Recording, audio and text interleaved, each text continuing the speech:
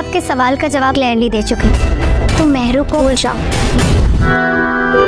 मैं मेहरून से शादी कर रहा हूँ। हेलो फ्रेंड, उरूज को जिस घड़ी का इंतजार था वो आ ही चुकी थी। इसकी मेहनतें रंग लाई थी। राफी और मेहरू की मंगनी आखिर टूट ही चुकी थी। उरूज का रास्ता बिल्कुल साफ हो चुका था।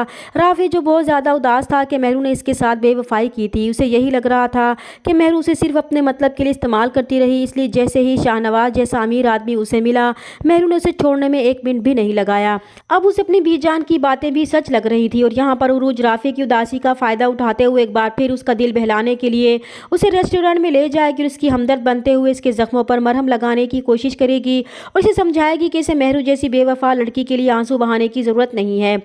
इसलिए बेहतर है कि वो मेहरू को भूल जाए। वो आज भी इससे मोहब्बत करती है और ये जानने के बावजूद भी कि वो मेहरू से मोहब्बत करता था, वो इससे शादी करने के लिए तैयार है। वो इसके सारे गमों को दूर कर देगी। जब मेहरू को इसकी परवाह नहीं है तो वो क्यों इसके लिए ख़ुद को अजियत दे रहा है।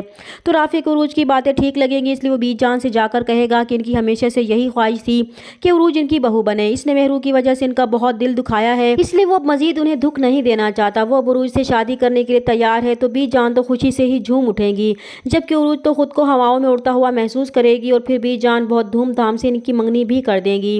दूसरी तरफ शाहनवाज को जैसे ही पता चला था कि मेहरू की मंगनी टूट चुकी है तो उसने मेहरू को प्रपोज करने में ज़रा भी देर नहीं लगाई थी। जबकि मेहरू तो शाहनवाज के इस तरह प्रपोज करने पर ही हैरान रह गई थी।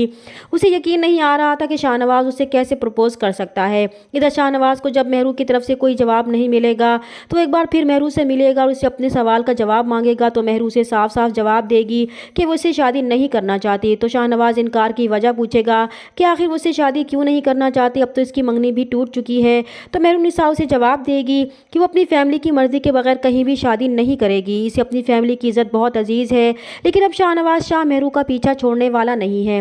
वो हर हाल में मेहरू से शादी करना चाहता है। दूसरी तरफ अमल को अब मुकम्मल यकीन हो चुका है कि शाहनवाज शाह की ज़िंदगी में कोई और लड़की आ चुकी है। और अब तो समन शाह को भी मालूम हो चुका है कि शाहनवाज शाह मेहरू से अक्सर मिलता है, लेकिन उन्हें ये यकीन था कि शाहनवाज शाह केस के सिलसिले में मेहरू से मिलता होगा। इसलिए वो शाहनवाज शाह को बुलाकर पूछेगी कि इसका मेहरुन्निसा से क्या ताल्लुक़ है, वो क्यों एक दुश्मन लड़की से मिलता है। तो शाहनवाज शाह उन्हें मुतमईन करेगा कि वो सिर्फ केस के सिलसिले में मेहरू से मिलता है। तो समन शाह भी अपना अंदाज़ा सही होने पर अमल को यकीन दिलाती हैं कि वो परेशान ना हो, शाहनवाज शाह की ज़िंदगी में इसके अलावा और कोई नहीं है।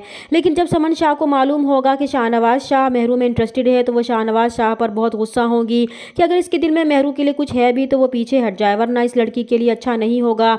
तब शाहनवाज शाह भी गुस्से में जवाब देगा कि वो पीछे नहीं हट सकता क्योंकि वो अब मेहरू से शादी करने वाला है। तो ये सुनकर तो समन शाह के पैरों तले से ज़मीन निकल जाएगी कि मामला इस हद तक आगे बढ़ गया और उन्हें खबर भी ना हो सकी। इसलिए वो शाहनवाज शाह को रोकने की पूरी कोशिश करेंगी, मगर शाहनवाज शाह मेहरू से अब शादी करके ही रहेगा। चैनल पर नए हैं तो प्लीज़ चैनल को सब्सक्राइब कर दें। मिलते हैं नेक्स्ट वीडियो में, तब तक के लिए अल्लाह हाफिज़।